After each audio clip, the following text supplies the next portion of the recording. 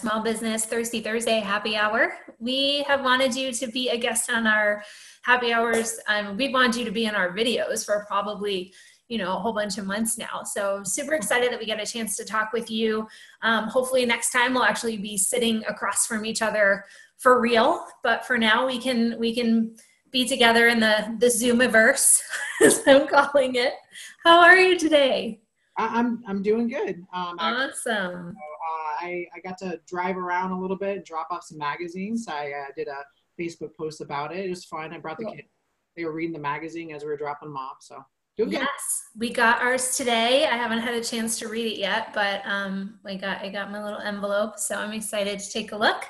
Yeah. What are you drinking for happy hour? So I went to Amberley Local earlier. So I got a Crowler. It is nice.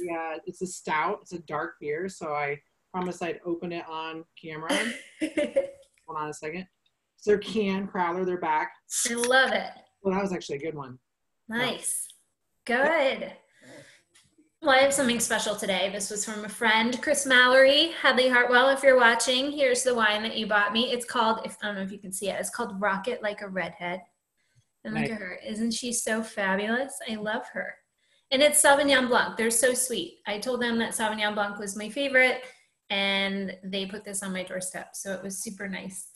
We helped them buy a house, I guess a couple months ago now. So that was really nice of them. But cheers. Happy hour. So let's talk about Amberley Magazine. One of the first questions I wanted to ask you was why was it important to you personally to make this magazine? I can think of a million reasons why I think our community benefits from the magazine, but I'm just really curious about you. Why was this a project you wanted to tackle? How did you hear about it? Where did this come from? Because it's just such a great concept.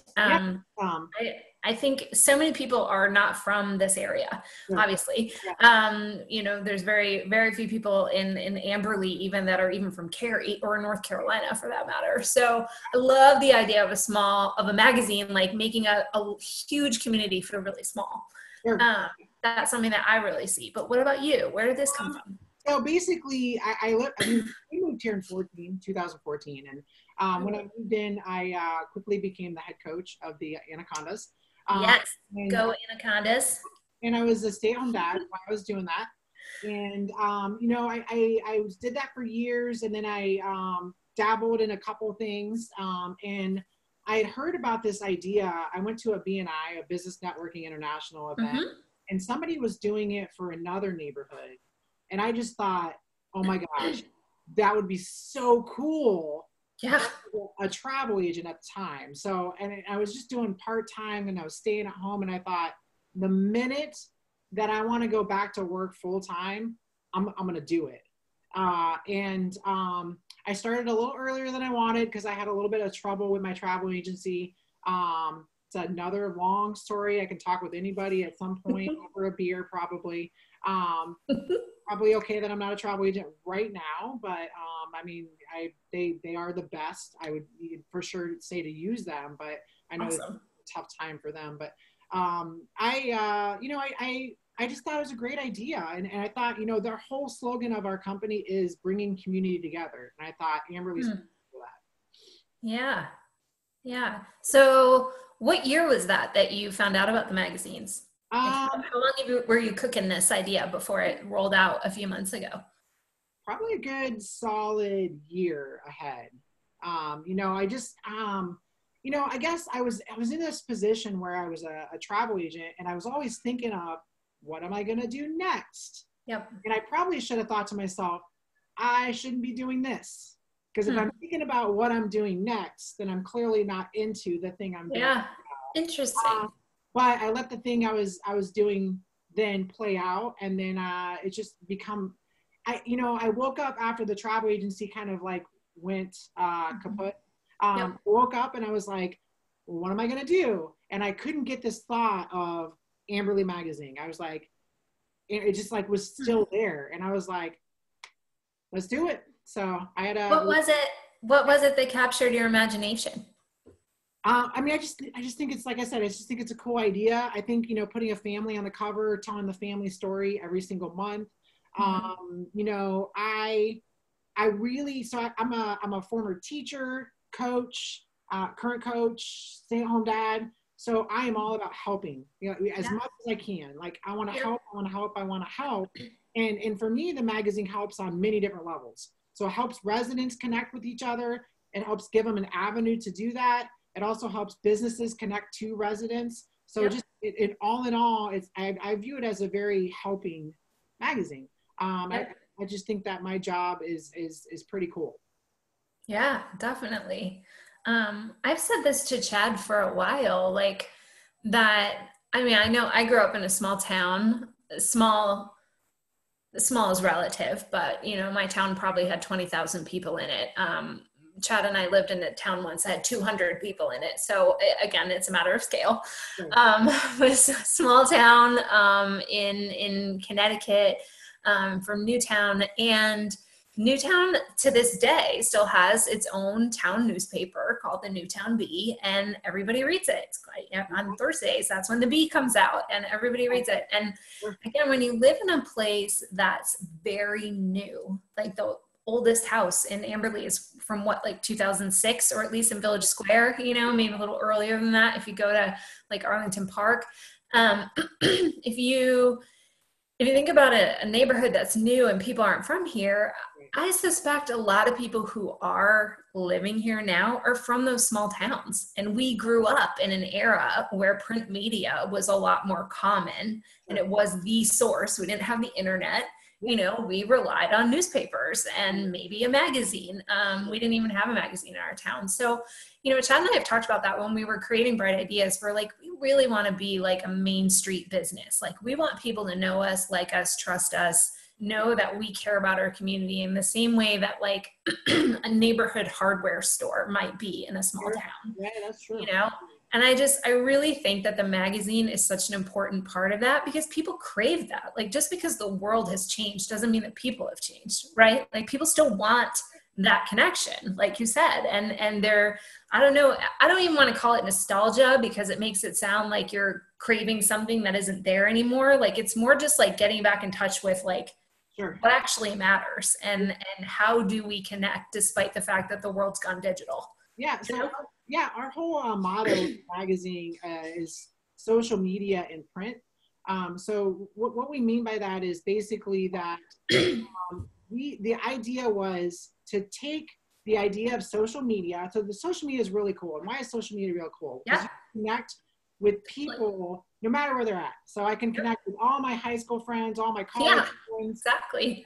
So our company said, oh, that's really cool. How could we do it in print? And they were like, neighbors. You can connect to your neighbors. You connect to your neighbors in print. It makes a ton of sense. So the idea is we're taking everything, like if I was friends with everybody in Amberley, now I'm not, but if I was, and I watched on every Facebook, Instagram, you know, Snapchat, LinkedIn, whatever, and I followed everybody, which nobody has the time for, that's the idea of our magazine. You know, basically, what are our neighbors up to? So that's also why I love it. You know, we do call it social media and print, or new print. That's why our company's thrived in an era where print is kind of dying. That's awesome. That's awesome. Well, obviously we really believe in what you're doing. You know, we invest a lot as sponsors in the magazine, and as soon as we heard about it, we're like, where do we sign?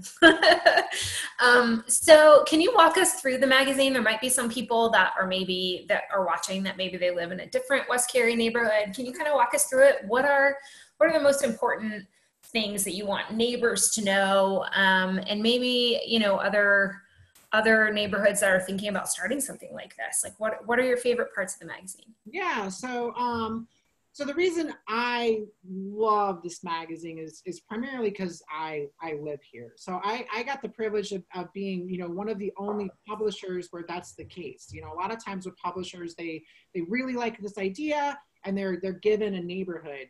I love that I live here. And I would actually refuse to do it unless I got Amberley. Like, I was like, give me Amberley. I want to do my neighborhood.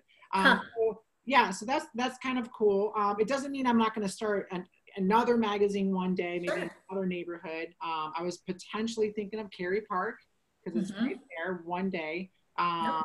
You know, I just think that'd be cool, and that would connect. You know, I'd have two right next to each other. But Yep. my favorite parts on the magazine are you know, for residents, is you know, you have, I don't know if I have any favorite. Every page in the magazine is fantastic.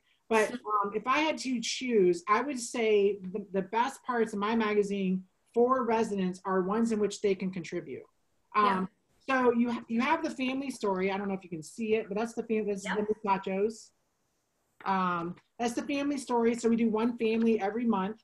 But as a resident, there's ways in which you can contribute. For example, you can volunteer to do like a kids corner. So there's this month's kids corner. Cool. Our content coordinator did that. You can actually give us events on the event calendar. I'm trying to hold it up. Yep. It's a little bit different. You can write a community corner. I happened to write this month's about the Facebook group that I run. So that was in the magazine as well. You know, and then you can also do a pet corner. And there's a classified section as well, or that's for the teenagers. So Yeah. those, I'm sorry, almost forgot. It's kind of hard to do. A recipe page as well. Oh, cool. I'm trying to show everything. So there's lots of different ways as a resident that you can contribute to the magazine. You can contribute with your voice by writing an article. You can contribute by, you know, favorite recipe, pets, things like that. So I think those are my favorite parts because it's the residents that are doing, you know, the writing. Yeah. And that's what makes our magazines unique. So like if you pick up another magazine, I don't want to name names or anything, but if you pick up a magazine, the content isn't always written for you. Now you can, if it could be a 125 page magazine, and maybe you're interested in, I don't know, a sixth of it. Like you like a couple stories. Where ours is much smaller and every single page is relevant to you. Right. So, if it's not, the next one is, you know. So.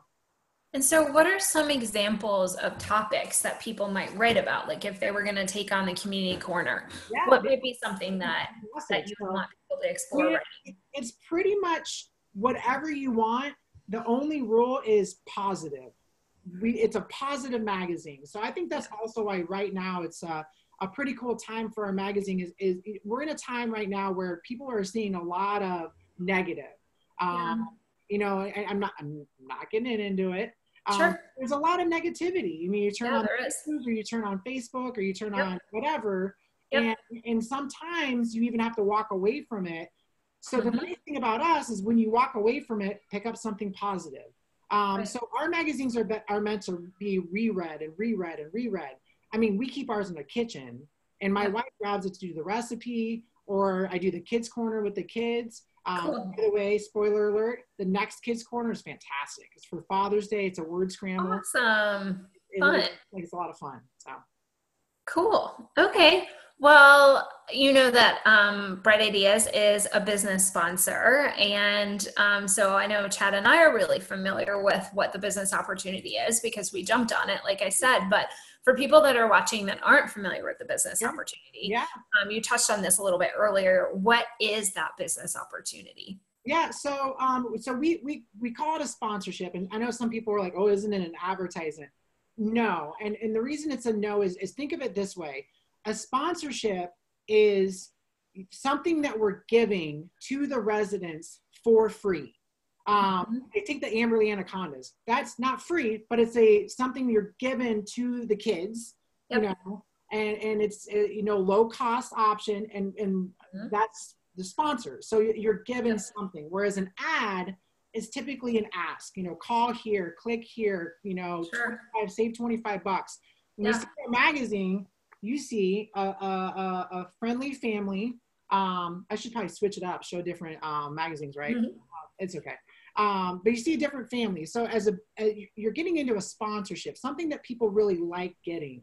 So there's different options in the magazine, and I'll just highlight a couple really, really fast. So you can always do a standard ad, and I don't want to say just a standard ad, but we have the standard ad as a sponsor. you can actually add to our event calendar.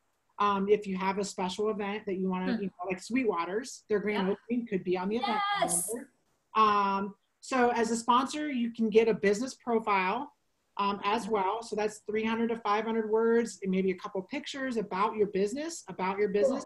And then we do one per specialty that gets to write the educational articles. And those are the experts. You guys happen to be the expert, and you're the expert realtor. So that means you get to write an educational article, about once a quarter of a topic of your choice that's relevant to what the readers want to read.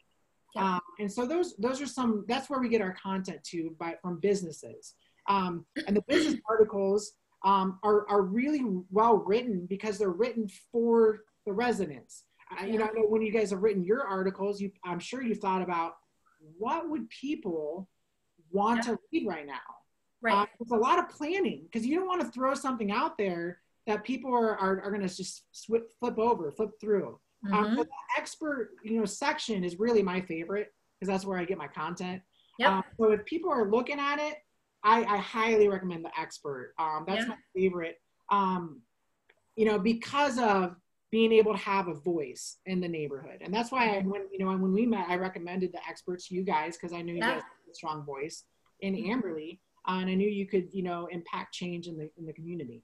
Yeah, it's been a really great opportunity for us because, just like you said earlier, we don't know everyone in the neighborhood. I mean, people might see my face on a sign, but they don't know me, so I think these videos are a great opportunity for people to get to know us a little bit. I think the articles are a great opportunity for us because it allows us to take a step back and speak to a broader audience. I think Chad and I are pretty much always one-on-one with people or one-on-two, right? We might be working with a couple that's purchasing or selling their house, but it's rarely a larger audience than that, so it's a cool opportunity because we can sort of forecast what, we can talk at a high level about like what's actually going on out there, whether you are looking to move real estate or not. A lot of our financial investments, our financial wealth is locked up in our house. Right. So, just kind of forecasting where is it trending? What has happened in the last quarter? What does this mean to you? To make connections for people that they wouldn't normally make. Like why is it great for our home values that new construction is almost done in West Cary? Sure. That's huge. But I don't know that many people stop and think about that, but that's the kind of stuff that Chad and I think about all day long, so the magazine is just a cool opportunity to be that voice and kind of help people understand that, if they sell their house, they're not necessarily going to be competing with new construction, which is a really good thing. Right. So it's been really valuable for us. We really appreciate it. So, I mean, really thank you for giving that to us, for giving us that opportunity, for doing this for the neighborhood is really awesome. Yeah, and it's really become, it's one of those jobs where I know it's a perfect fit for me because I wake up every day, even now, I wake up every day and I'm like, this is so fantastic. Like pinch me. I still love this job. So anyway, so all of those reasons. Love that. Isn't that so cool? And just like you said, like when you were when you were a travel agent, you were thinking about what was next. Right. Yep. But now it sounds like you're not necessarily thinking about like what's going to be my next career. It's going to be what's going to be my next magazine. You found the medium and now you're just kind of riffing on that and expanding that versus like hopping around from job to job. So good for you. That's awesome. Okay. Well, what kind of results are you seeing from the magazine? From the business side, from the neighbor side, like what's the feedback you're getting? How is this shaken out? Yeah. So, I'll talk about residents first. And we talked about residents first earlier. So I'll talk about residents first. Yeah.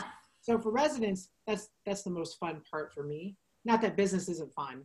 But since I am a resident, it's fun because when a new magazine comes out, I hear about it. Like people text me or call me or message me and I actually send them to my in-laws. And they love it. Like, they're like, oh my gosh, the last one was fantastic. And I'm like, they're all great. Like, I don't, like, no, the last one's your best one. Okay. All right. Whatever.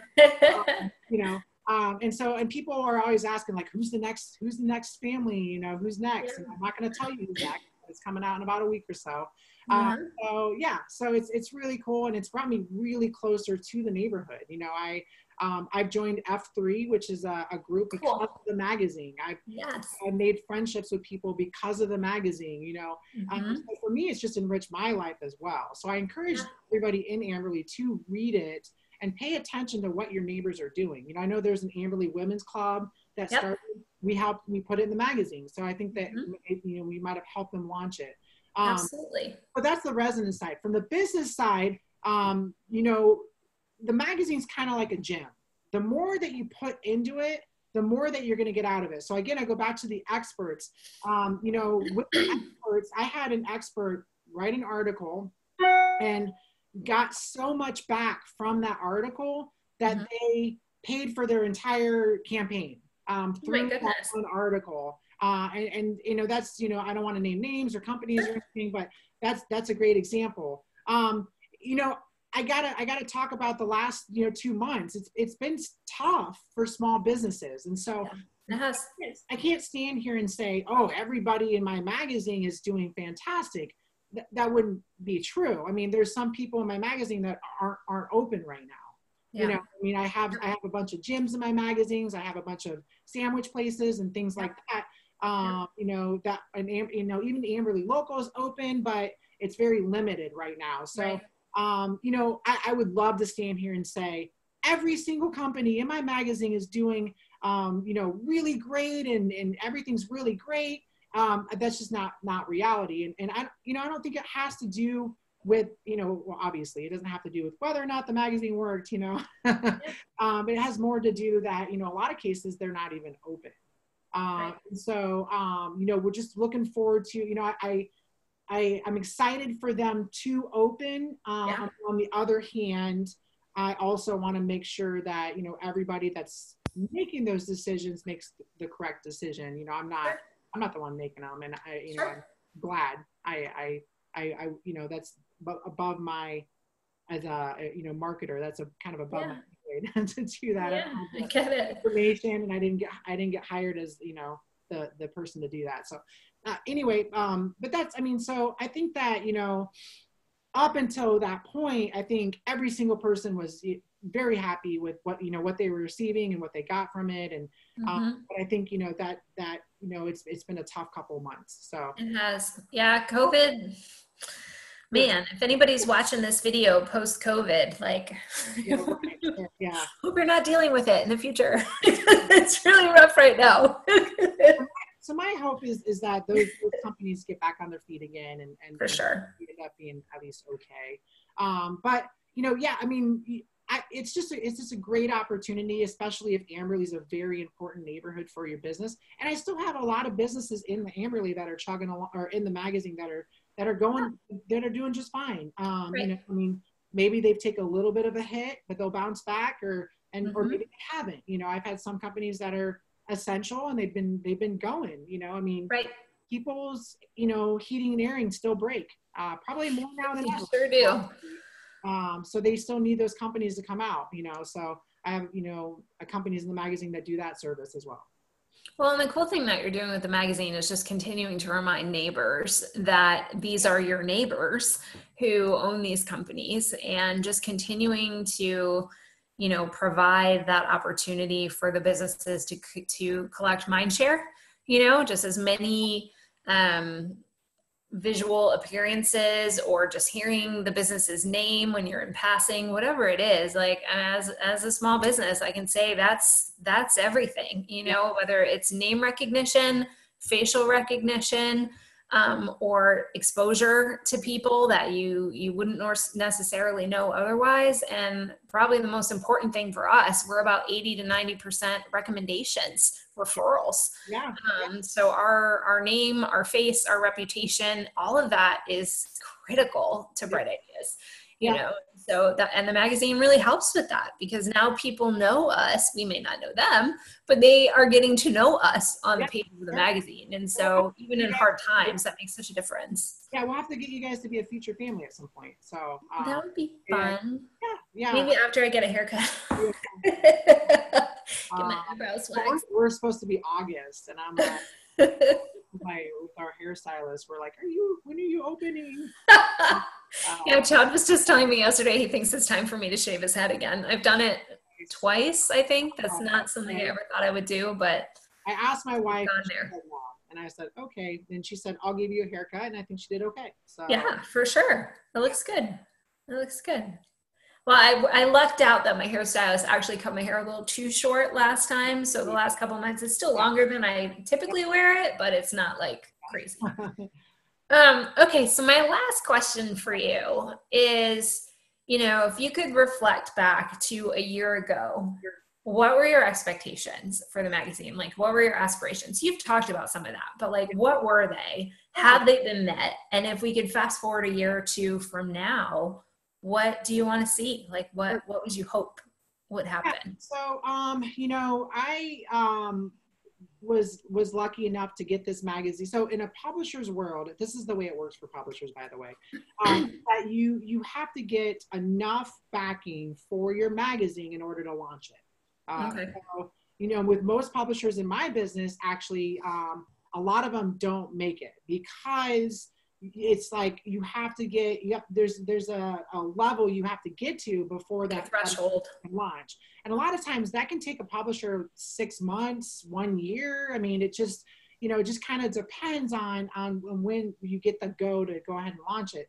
So I was lucky in Amberly, and it took me 3 months. So I was expecting the worst. I told my wife, I said, let's give it 6 months. If at 6 months I haven't launched it, yep, maybe not, maybe this isn't, and then 3 months in, it was like, bam. And it was out in August last year. So we're coming up on 1 year. Wow. It's already been a year. That's crazy. Yeah. So, so our family is going in August is the 1 year anniversary. So that I thought, oh my gosh. Yep. So, yeah, I mean, I think that, that was the thought, I think I just, a lot of nerves, going into it and not sure if this is going to work. Yeah. And a year later, I'm very proud of it. We went up from 16 to 20 pages. We're still at 20 right now. Yep. We'll have to kind of wait and see in the next, 3 to 6 months. We might have to go back down to 16, but in no way will the magazine go away. There's no chance of that. We might, just like everybody, we might have to take a step back. We'll kind of wait and see on that. But that makes sense because some of my businesses in the magazine may have to take a step out of it, or may close their doors. I don't know. Or your community contributors are busy trying to work from home and manage their kids and be homeschool teachers at the same time. That's true. Speaking as one of them. Yeah. I was, we were able to build this thing up to where, it was beloved by a lot of people to a point where I'm not worried about it. That's awesome. I'm so glad to hear that. And so it's not going anywhere. I'm not worried about it. And that's exactly where I wanted to be. I wanted to have a magazine for my neighborhood forever. So, and with the idea of starting new magazines. So, speaking of, I plug, it looks like I'm launching a new magazine in North Cary.